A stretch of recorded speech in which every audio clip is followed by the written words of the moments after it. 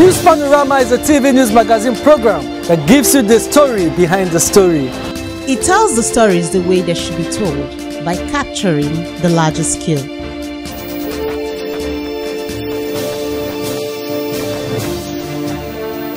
It deals with people's deep feelings on issues that, when brought to the fore, ultimately educates, informs and entertains.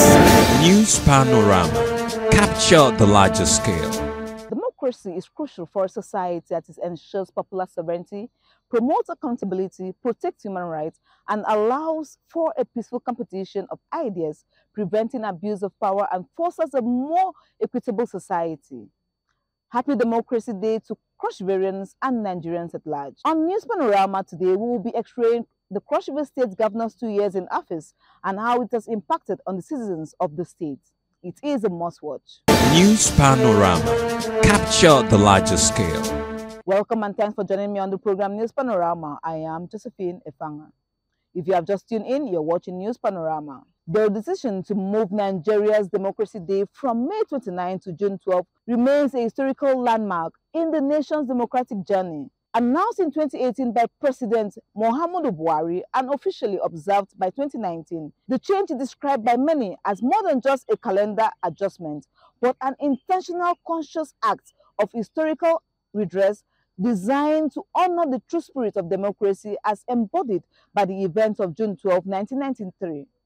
This shift aimed to align national reflection with the struggles, sacrifices, and collective will of the Nigerian people, they report.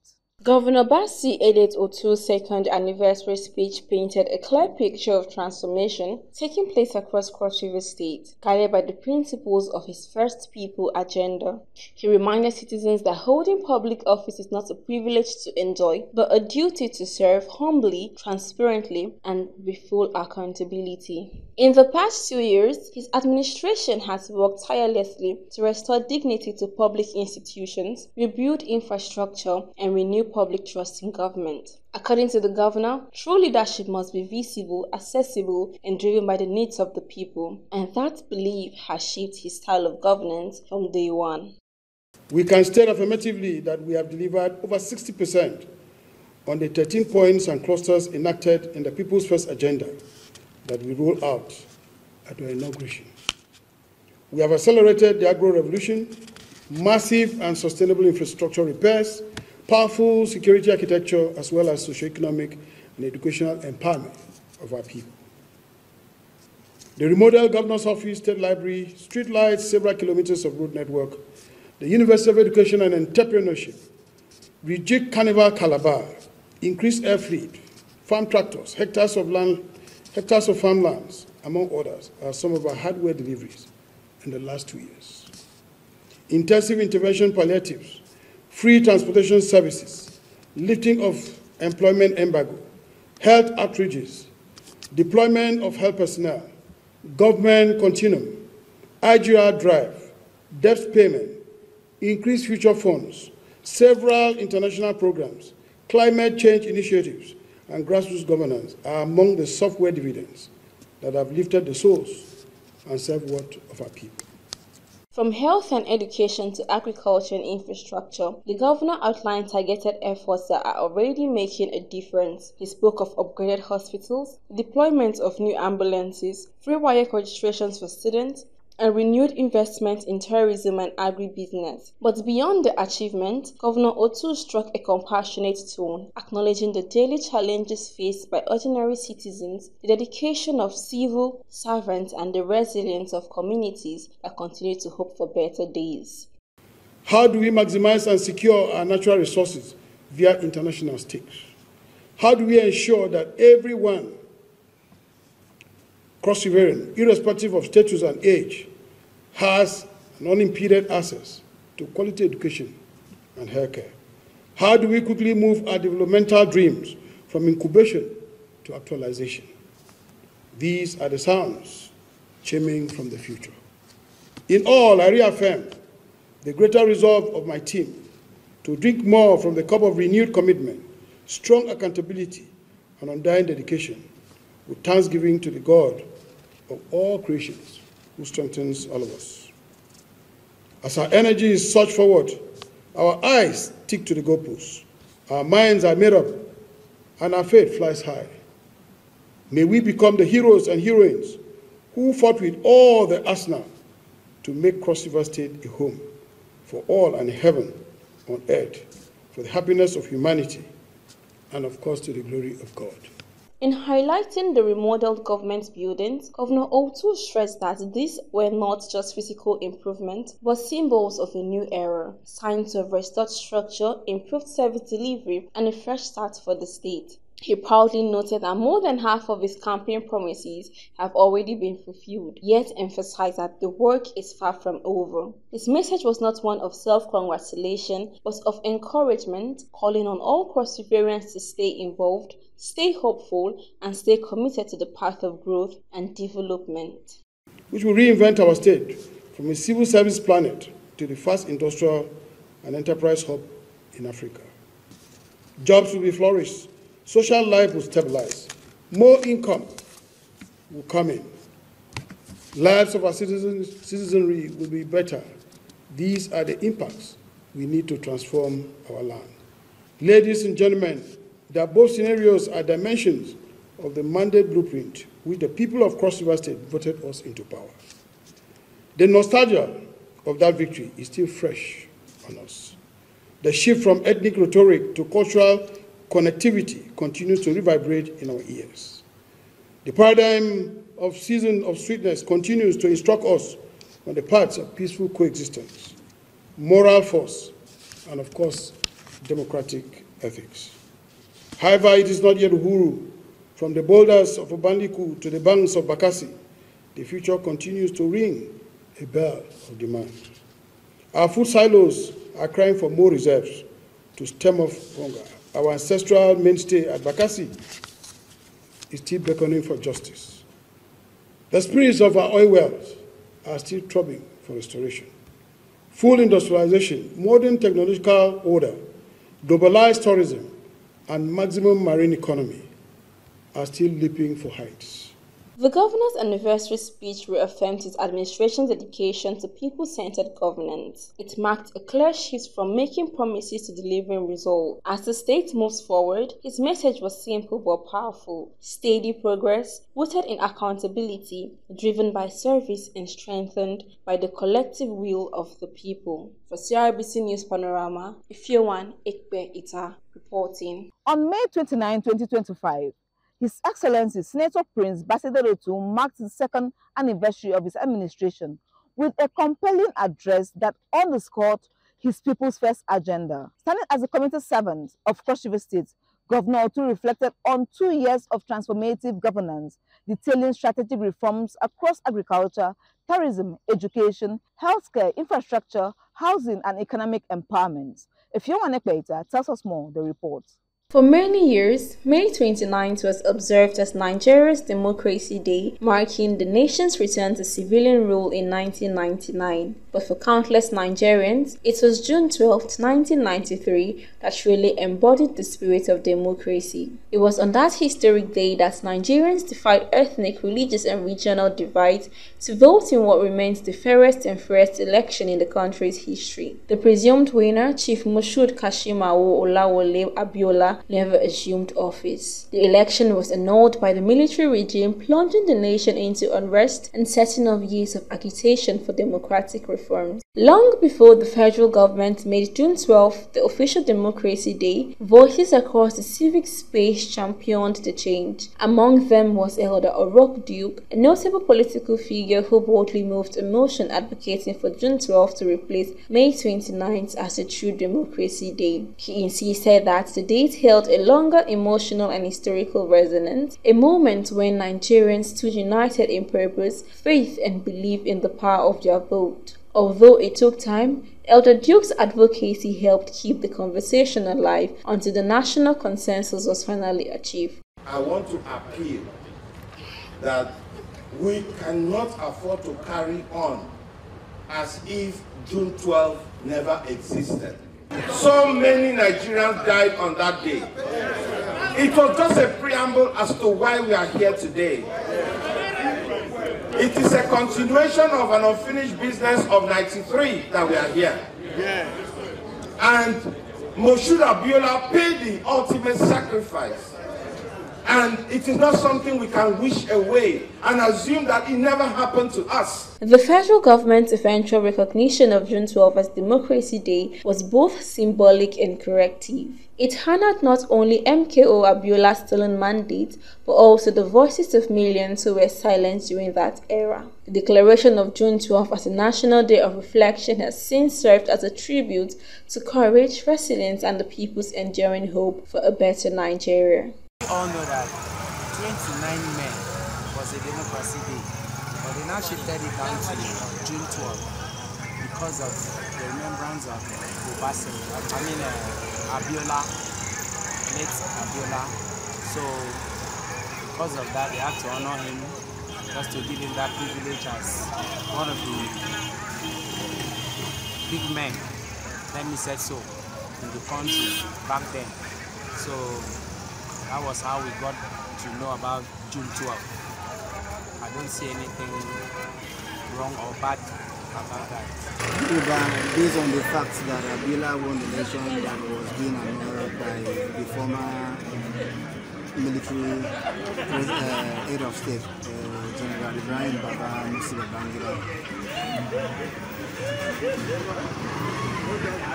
Give us a sense of belonging that the government really acknowledge that what was done that has been corrected. So that is just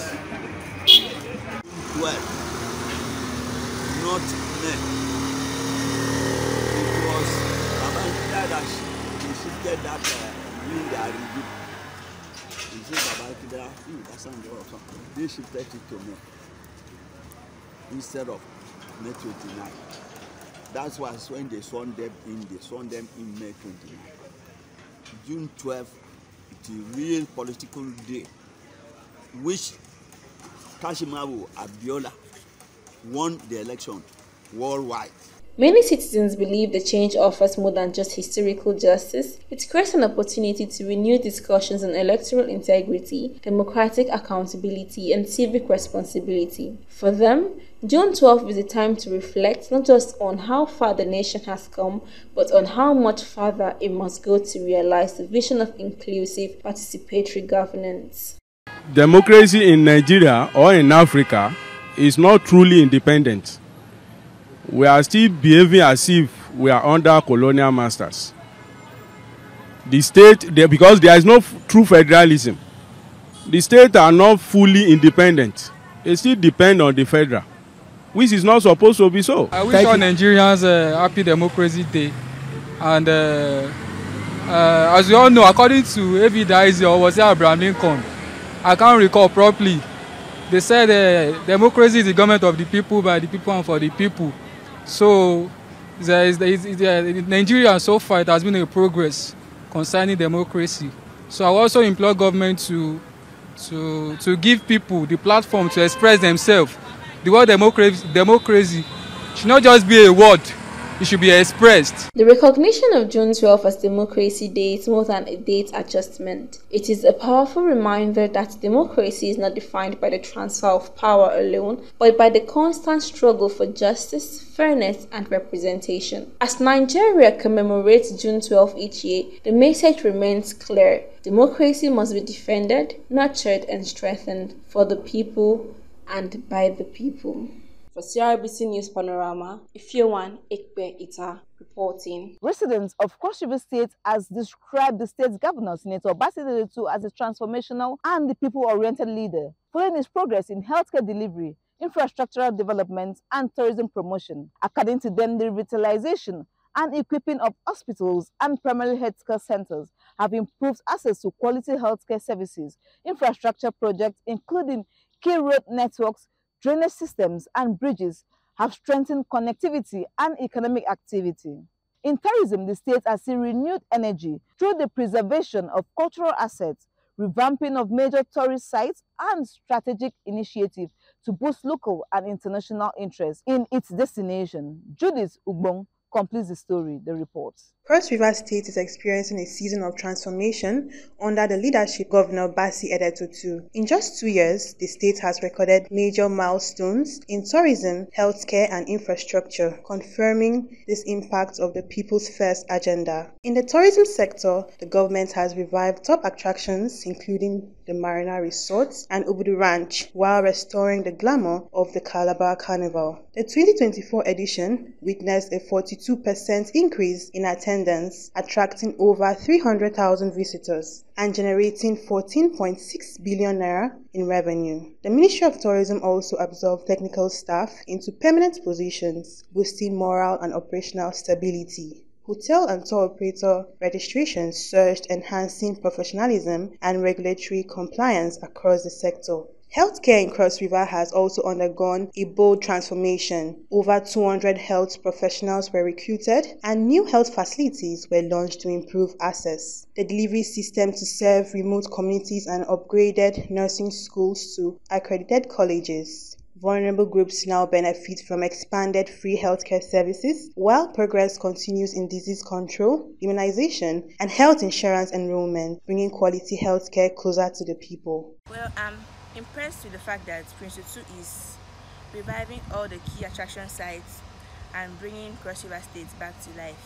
On infrastructure, the state has completed more than 110 kilometers of key roads across urban and rural areas. These road projects have improved connectivity, reduced travel time, and opened up new economic opportunities. Strategic routes were upgraded to ease traffic congestion and improve access to commercial hubs. Additionally, culverts, drainage systems, and pedestrian walkways were installed in high-traffic zones, promoting safety, durability, and better road usage. The Governor of Cross River State's regime is a good one, especially in the area of health. He has really improved our health facilities. He has improved on general hospitals. He has touched every aspect as far as health is concerned. Now it is very easy to access health facilities because when you go, there are doctors, there are healthcare workers that will give you attention, there are drugs. Malaria testing for malaria is free, the drugs are free. You go to general hospitals, there's quick attention, all because the governor of Cross River State is looking into this area of health. So for children, they access the facilities. Pregnant women, they are being given attention when they go for antenatal, and both adults, even the old, when they go to hospitals, they give them good attention and treatment. I love the fact that the school has been changed to the college, so all I have to do is my 2 years ND and my 2 years HND, that's 4 years, and I don't have to go to any other school to complete nursing. I'm just saying a big thank you. I appreciate the fact that it has been changed to college. Governor Otu's People First agenda is delivering practical results across Cross River states, from tourism to healthcare and infrastructure. His administration is empowering communities, growing the local economy, and restoring pride among the people. The journey continues, but the impact is already being felt, loud and clear. I think His Excellency Governor Otu is doing very well. He's keeping to his promises. I do know that before long this very road will be tarred. It will be a good thing since it will link us to the SPC junction. It used to be a little bit more terrible. We had some gullies. Those are fixed now. Those are fixed. We had some gullies down to the other end. The whole of Magiwa Street was almost washed off, but now it's better. It's better. For CRBC News Panorama, Judith Ugbong reporting. The improvements in the power and education sector of the state, which are the two vital pillars of socio-economic development of any economy, has attracted commendation from all and sundry. The Governor Otu's led administration has significantly improved public lighting across the state through the installation of solar-powered lights, modern street lighting, and functional traffic lights, enhancing safety, mobility, and nighttime economic activities. On the education front, strategic investments in infrastructure, teacher training, and student support system have elevated learning standards and expanded access across all levels of education, the report. 2 years into his administration, Governor Otu has shown that good governance is not about how long you've been in office, but about having the right vision and the will to act. From improving infrastructure to reforming public institutions, his leadership has produced visible and meaningful results, especially in the areas of power and education. In the power sector, the governor has taken deliberate steps to improve lighting and energy use across the state. Solar-powered street lights have been installed in many urban and semi-urban communities, improving security, reducing crime-prone areas, and encouraging economic activities at night. Major roads and public spaces are now well lit, and functional traffic lights have returned to key junctions, restoring order and enhancing safety on our roads. This project shown a leadership style that is proactive and focused on the everyday needs of the people. Actually, our governor has done very well. We don't lack lights, we don't lack water, everything facility in the community, and also the state he has done very well. So I don't think that anybody can challenge him for what he has done, even though with lights, street lights. So he has done very, very, very well. In terms of street light, the governor has really done so well. In fact, you can see even some of those interior streets that were in dark. If you go to those streets now, you will see how the place is looking so bright because there are enough street lights. He has been doing very well when it comes to street lights. You understand? Street lights, there are interior places you go, you see street lights everywhere. And the street lights helps a lot in the street because of these bad boys. You understand me? They can't advantage and disadvantage. You understand? When there is lights, you see that people are working freely, nobody will. In the education sector, Governor Otu's administration is restoring quality and confidence in public schools. Over 100 schools have received major upgrades, renovated classrooms, new desks, teaching materials, and restored basic amenities. But it doesn't stop there. The state government is also investing in teachers, training them, employing qualified hands, and expanding technical and vocational education so that students are equipped with practical skills for today's job market. These efforts are already yielding results, better student attendance, improved performance, and renewed trust in public education. I've not seen a governor like this in Cross River. This one have done so well. Even if they have sold uniform for many, I've seen it. Even iPad phone for students, see how they can do improvement. If other governors are doing like this, I hope Calabar will be one of the best. The government should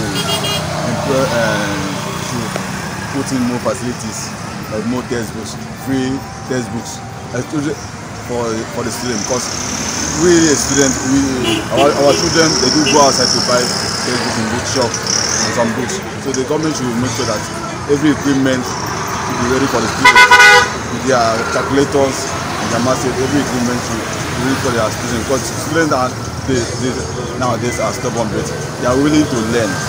Yes, and I see more time the government for building more schools for them. From power to education, Governor Otu is proving that true leadership is about delivering value to the people by investing in infrastructure and human capital. His administration is solving present challenges and laying a strong foundation for a brighter, more sustainable future for Cross River State. Reporting for CRBC News Panorama as filed in by Chibuzo Paul, I am Rachel Ukot. That is all we have on our lineup this week. We hope to be back same time next week. Do keep a date with us. I am Josephine Efanga. For updates and engagement, follow us on our official social media platforms. Facebook at CRBC, X formerly Twitter, Instagram, and TikTok at CRBC Online. YouTube at CRBC New Media. WhatsApp on 090-377-87474. Again, 090-377-87474. We look forward to connecting with you. Marking 2 impactful years in leadership, the Cross River State Governor, Senator Basi Otu, has made commendable progress in strengthening agriculture, protecting the environment, and enhancing security. His administrative policies have supported farmers, advanced sustainability efforts, and enforced community safety, laying a foundation for long-term resilience and economic empowerment. Blessing Basi brings more details of the report. On May 29, 2023, Senator Basi Edetutu and his deputy, Right Honorable Peter Ode, were sworn in as Governor and Deputy Governor of Cross River State. Since taking office, the administration has prioritized key sectors critical to sustainable development, namely agriculture, the environment, and security. In the agricultural sector, the Commissioner for Crops and Irrigation Development, Honorable Johnson Ebuku, highlighted the state shift towards mechanized farming. According to him, expanding the cultivation of cocoa, coffee, and oil palm is crucial for ensuring long-term economic sustainability in Cross River. He noted that this approach is not only aimed at boosting productivity but also at securing better livelihood for farmers while strengthening the state's agro-based economy. Today we are here to share key updates on our ongoing efforts to reposition agriculture in Cross River State as a driver of inclusive growth, economic sustainability, and food security. The Cross River State government, under the visionary leadership of His Excellency Apostle Senator Prince Basi Edetutu, remains firmly committed to a transformative agricultural agenda. Aligned with the People First mantra of the present administration, we have prioritized agricultural reforms that address challenges from the roots and create real, measurable value for our farmers and our communities. Some residents have expressed appreciation for the governor's focus on reviving critical sectors. However, they also appealed for prompt implementation of the minimum wage to ensure that workers are fairly compensated for their labors. He has done well. If you go around the whole municipality, you have seen that there's a lot of improvement as compared to when Yare was there. But the complaint that people are talking is that he is not paying the normal 70,000 naira minimum wage. That is the problem he has. But apart from that, I think we can give him rights. In the area of environmental protection, Commissioner for Environment, Honorable Moses Osogi, revealed that the ministry has been ranked the third best in the country in environmental management. He described this as a testament to the dedication and teamwork within the ministry. Honorable Osogi reaffirmed the government's commitment to maintaining a clean and green Cross River with the goal of retaining his status as the cleanest state in Africa. I want to congratulate all of us. I think you may have heard if you have not seen, or you may have seen or read if you have not heard. The Minister of Environment, it's not me, took third position in the state, in the rating, in the ranking, the best performing ministry or commissioner. It's not me. And if you listen to Governor's speech during the anniversary program, you understand that he has good intention, as it were, for Minister of Environment. We are expected to buckle up our belt and do further more than what we have done to earn us this third position. On the security front, Governor Otu launched Operation Upwork, a strategic initiative designed to curb social crimes and promote peace across the state. The program aims to enhance community safety and restore public confidence in security systems. We are going to set up our Homeland Security. I believe this evening the directors of our Homeland Security for the North, the Central are going to be announced. And then we'll do a recruitment. And then we'll also announce those that are going to be in charge of our border securities, who will also do recruitment to make sure that we take our able men and women to protect and defend us. I call this step in the name of the Father, in the name of the Son, in the name of the Holy Spirit. Amen. We are being added up in terms of equipment to fight crime in the state.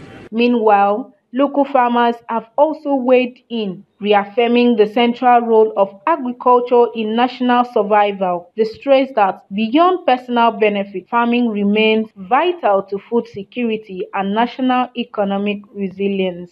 That what people used to think of Cross River State is no more the same, but the fact that Cross River used to be the cradle for agriculture. And this administration has taken up the responsibility of bringing Cross River State back to its original status as an agricultural state. Before now, we were known for just oil palm and cocoa, but the introduction of coffee has brought a new leaf to it. I want to appreciate this government for being able to realize that agriculture is the bedrock of our state. Coffee is not just a new crop. I'm from Agbakun Waterfalls, and as far as I know, there used to be coffee and cocoa. The administration's efforts in agriculture, environmental protection and security collectively reflect Governor Otu's People First mantra, a vision committed to the holistic development of Cross River State and the well-being of its people. For CRBC News Panorama, Blessing Basi reporting.